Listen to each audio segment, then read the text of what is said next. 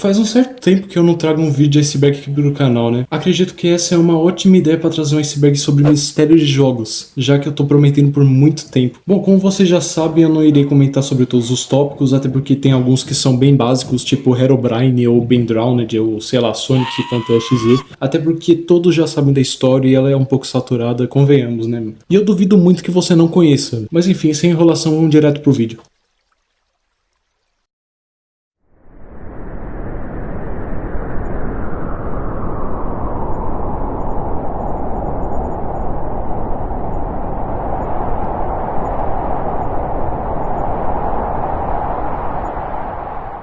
O mural do Monte Chiliad.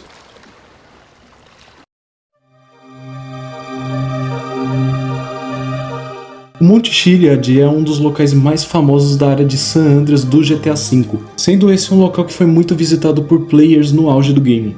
Mas a fama do monte ela não veio diretamente por conta disso, mas sim por conta de teorias e mistérios que estão presentes nele, como avistamentos de OVNIs ou imagens que demonstram vida alienígena próxima a esse local do jogo. Um desses mistérios que atualmente não possui um desfecho tão conclusivo assim é o mural presente em um ponto do monte que demonstra uma espécie de mapa antigo. No entanto, uma teoria que é mais plausível, por assim dizer, é que todas essas linhas e quadrados sejam túneis e salas dentro do monte, feitos por civilizações antigas que queriam guardar tesouros e essas coisas, e que passou por muitos anos sem alguém descobrir, enfim. Bom, eram até ter descoberto uma base secreta no local. E, bom, hoje em dia você pode entrar no Monte Chiliad por aquele túnel rodoviário lá que você consegue entrar. E, bom, quando você vê umas caixas de energia, elas muito provavelmente vão ser falsas. Então, o que você vai fazer? Você vai tentar encontrar uma passagem por dentro delas. Entrando nesse lugar, você vai entrar na base secreta aí do monte. Eu não me lembro ao certo se isso é uma base de lançamento de foguetes, se isso é só uma base secreta da US, eu não me lembro. Enfim, só sei que ela existe e que ela está dentro do Monte Chiliad.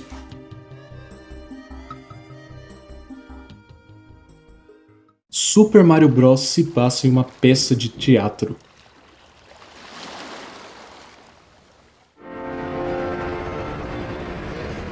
Essa foi uma teoria antiga que provou-se ser realidade. A teoria fala que o jogo Super Mario Bros 3 para os consoles NES não se passava de uma mera peça de teatro baseando-se em um detalhe na tela de abertura do jogo, que nesse caso são cortinas vermelhas que comumente são usadas em palcos e teatros ou shows, e alguns detalhes dos cenários, sendo essas plataformas que ficam presas em algum tipo de teto presente no jogo, ou algumas áreas que formam algumas sombras no fundo do cenário, implicando que isso é uma peça de teatro.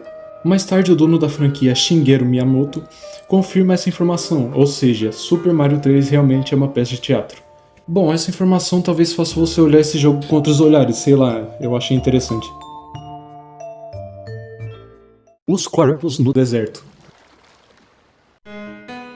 Esse tópico se refere a uma espécie de easter egg, por assim dizer, no GTA San Andreas. Bom, eu nem sei se eu posso chamar isso de easter egg, porque o que eu vou contar agora sobre isso é, digamos que, pesado para a camada em que estamos, mas não me julguem, esse tópico está na primeira camada do iceberg, e eu não tenho nada a ver com isso, enfim. Trata-se de um local específico localizado em um aeroporto abandonado no deserto do jogo. Quem já foi nessa região sabe do que eu tô falando. Atrás de uma pedra haverá um buraco com sacos pretos. Aqueles que a polícia usa pra...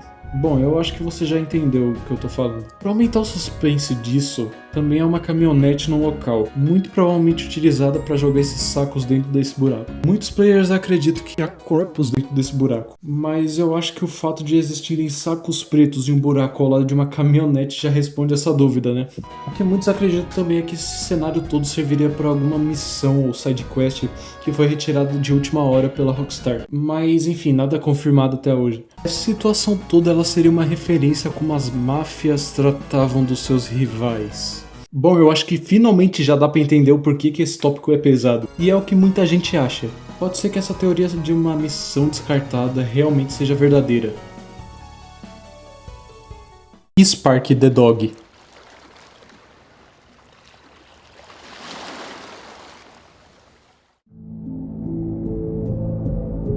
Spark the Dog foi uma suposição criada por fãs da franquia Five Nights at Freddy's. Na época do primeiro jogo da franquia e num tempo em que não se sabia absolutamente nada do game. Essa também é a mesma época em que as primeiras teorias estavam começando a ser criadas, onde nem existia tipo William Afton, nem sabiam que existia um assassino. Entre essas teorias existia a teoria de um sexto personagem dentro do game, meio que seria Fred, Bonnie, Chica e Foxy, o Golden Fred e mais esse bicho aí novo. Personagem esse que possuía a estrutura de um cachorro muitas vezes representado por tons de marrom e vestindo um macacão de cor azul. Esse boato ganhou mais força quando os usuários Kodiabia e Neugin postaram imagens que mostravam aparições de Spark na câmera do Parts and Service.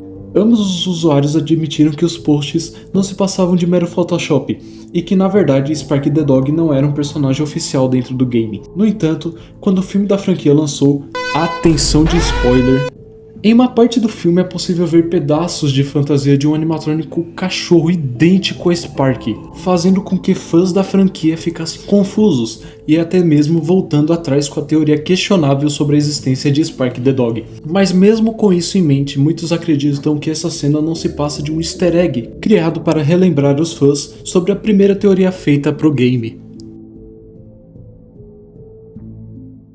Quem é W.G. Gaster?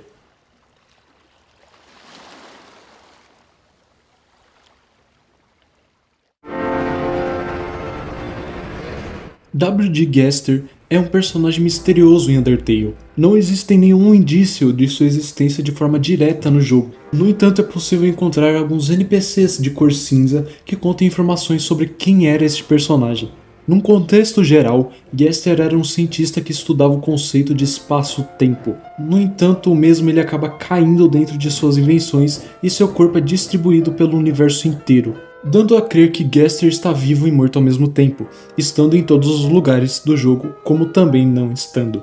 Especula-se que W.G. Gaster também esteja no outro jogo do mesmo criador de Undertale, sendo esse Deltarune, que possui quase a mesma premissa do game, só que se passando em outro universo. Gaster tem sua suposta aparição indireta controlando dois bosses do jogo, sendo esses Jevil e Splenton, que possuem algumas falas que se sobressaem, que não compactuam com os tipos de falas que a gente vê no jogo.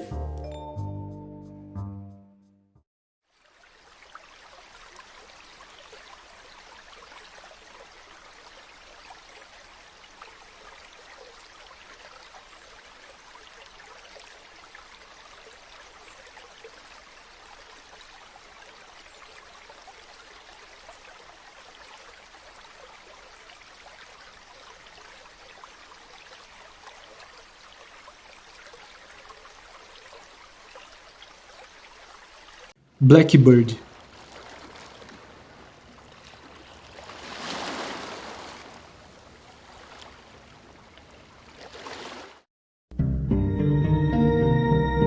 Blackbird, também conhecido como Rock ou Avos, se trata de um dos vários colossos removidos de Shadow of the Colossus. No entanto, esse em específico se destaca por ser uma das teorias mais famosas do game, já que nem mesmo a sua aparência é conhecida. Rumores sobre avistamentos indicam a existência de Blackbird após jogadores observarem um estranho formato pousando em uma área inacessível no deserto de Palanx, como visto nessa imagem aí. Contudo, um player utilizando os cheats conseguiu chegar até a área em questão, até descobrir que aquele formato era apenas um pedaço de montanha bugado. A fama de Blackbird chegou a um ponto tão absurdo que começaram a especular que o Colosso seria uma chave para destrancar um final alternativo para o jogo após derrotá-lo. Contudo, essa teoria possui escassez de explicações e nem ao mesmo sabem qual a forma de derrotar Blackbird. Outra teoria também diz que se você subir no Blackbird, ele vai te levar lá no SOW.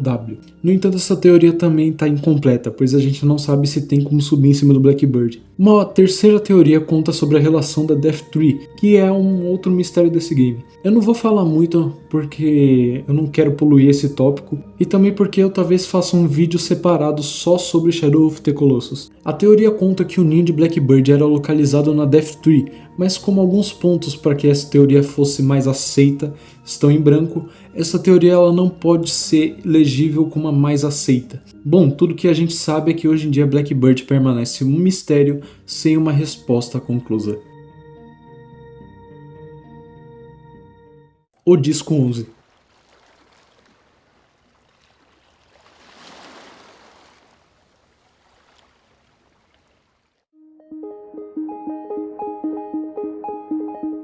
Eu acredito que vocês já sabem do que eu vou estar falando aqui. O disco 11 é atualmente um dos discos mais misteriosos, se não o mais misterioso do Minecraft.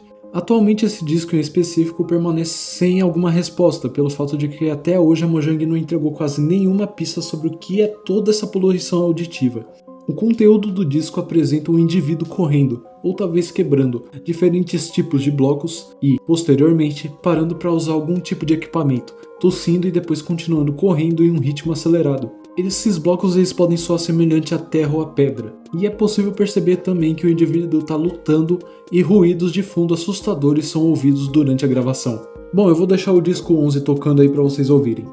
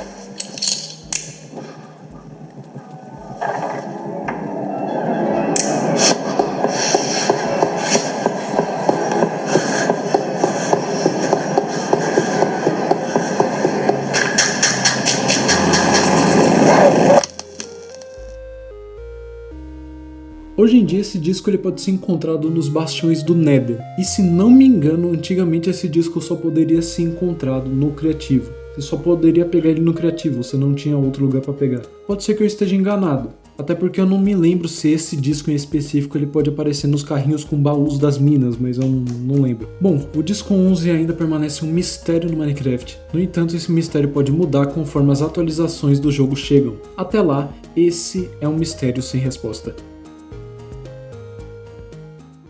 Michael Jackson em Sonic 3.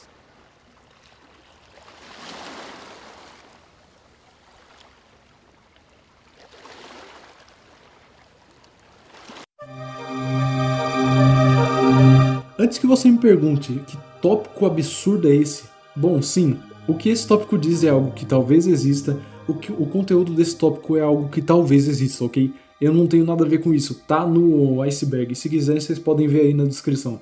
Eu também fiquei um tanto confuso, mas eu achei interessante que ele aparecesse aqui.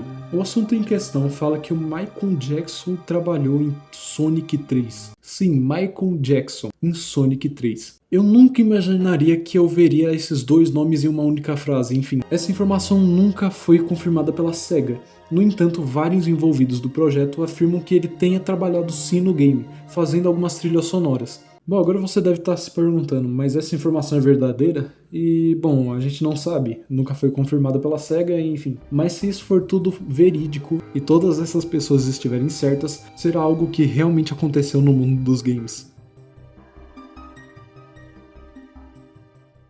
Quarto estranho no GTA Vice City.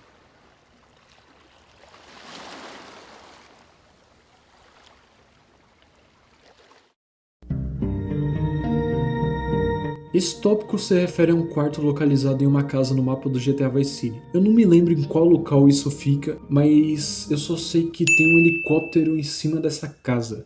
Bela ajuda, hein?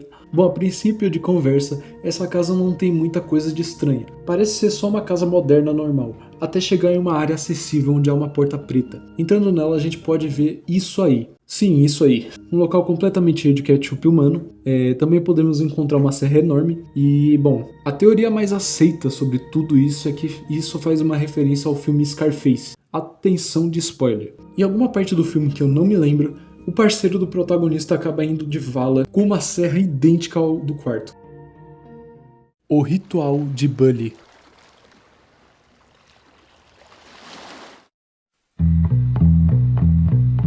Isso é uma suposta teoria dentro desse jogo. O tópico diz que o ritual é feito por NPCs adultos às 3 horas da madrugada. Horário esse que é inacessível para o jogador, já que Jimmy, o protagonista do game, não consegue passar das 2 da madrugada sem cair no sono. No entanto, essa teoria carece de informação, já que não tem como passar das 2 horas da manhã no jogo. Contudo, isso tudo que eu acabei de contar também veio de creepypastas, e fora isso eu não encontrei mais nada sobre esse assunto, infelizmente.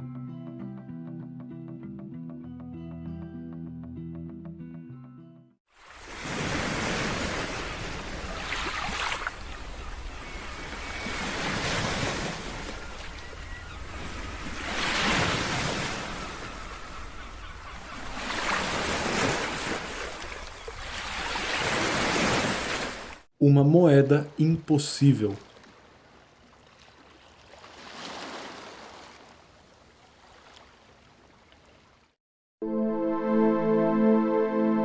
Geralmente nos jogos da franquia Super Mario, existe uma mecânica que se baseia em uma coleta de 100 itens para ganhar um item de cada mapa. E com Super Mario 64 isso não é diferente. O game recompensa o player com uma estrela se caso ele colete 100 moedas por cada fase, sendo uma estrela para cada fase, enfim. Porém, foi descoberto que na fase de nome Tiny Rug Island havia uma moeda que era impossível de ser coletada. O motivo disso se dá ao fato de que essa moeda em específico estava localizada embaixo da terra, muito provavelmente sendo uma moeda que algum dev esqueceu de retirar. Essa moeda está localizada próximo a um grande bloco de onde saem bolas pretas metálicas no alto da ilha. Entretanto, após 18 anos, sim, você não entendeu errado, se passaram 18 anos para essa moeda ser coletada, um jogador conhecido apenas como Panenkoek 2012, sim, esse é um nome muito difícil, descobriu uma forma de coletar a moeda impossível. Após subir no topo da ilha e dar a famosa bundada no centro para esvaziar a água, ele saltou para dentro da montanha e, enfim, com um salto e um chute no ar, conseguiu coletar a moeda impossível. Muito provavelmente isso aconteceu pelo fato de que alguma área dessa montanha ela não era física, ela não tinha alguma física. Mais uma vez ressaltando a ideia de que os developers do game tinham esquecido aquela moeda ali. Eu vou deixar o vídeo dele conseguindo coletar essa moeda aí rodando para vocês.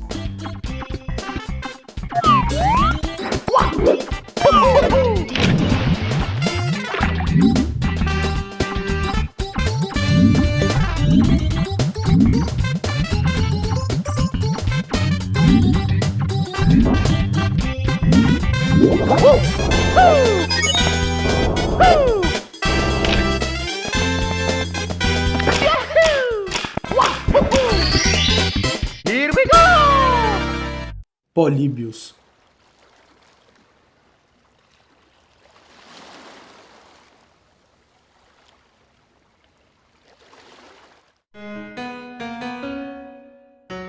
Polybius é um jogo e ao mesmo tempo é uma lenda urbana. Sim, é uma outra lenda urbana, vai se acostumando aí. A lenda conta que esse jogo de arcade foi criado secretamente pela inteligência secreta dos Estados Unidos, para coletar memórias de pessoas que o jogaram. Com isso, Polybius também poderia apagar a memória de certo indivíduo e até mesmo causar pesadelos a quem joga. Obviamente esse relato não foi confirmado, no entanto ele ficou tão famoso que chegou até mesmo a participar de um episódio dos Simpsons, em formato de um easter egg. Naquela famosa cena em que aparece o Bart jogando em algum fliperama e do lado dele tá lá o jogo Polybius.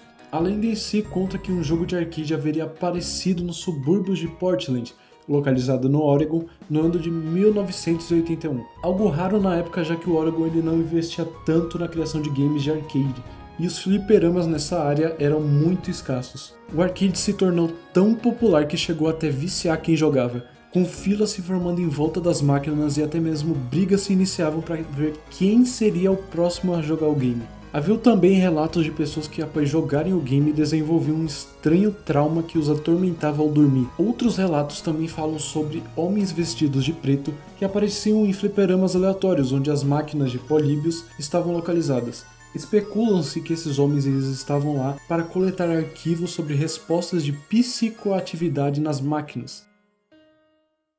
O Homem de Verde.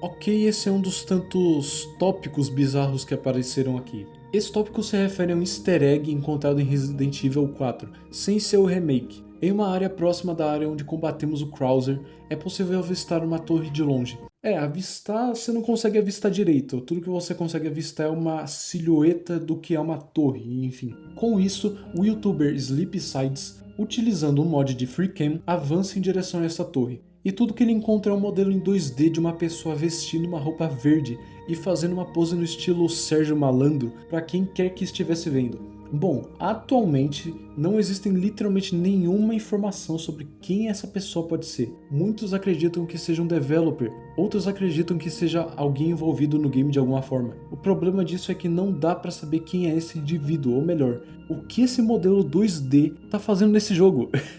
Um detalhe que deixa tudo isso mais misterioso é que esse easter egg, por assim dizer, foi descoberto após muito trabalho, é claro, após 12 anos depois do lançamento do jogo pro GameCube. Ou seja, as chances de Sleepside ser o único que descobriu isso são enormes, sendo que as chances de muitos outros easter eggs também estarem escondidos por esse jogo são maiores ainda. Mas enfim, isso é uma das coisas mais estranhas que eu vi até agora nesse iceberg.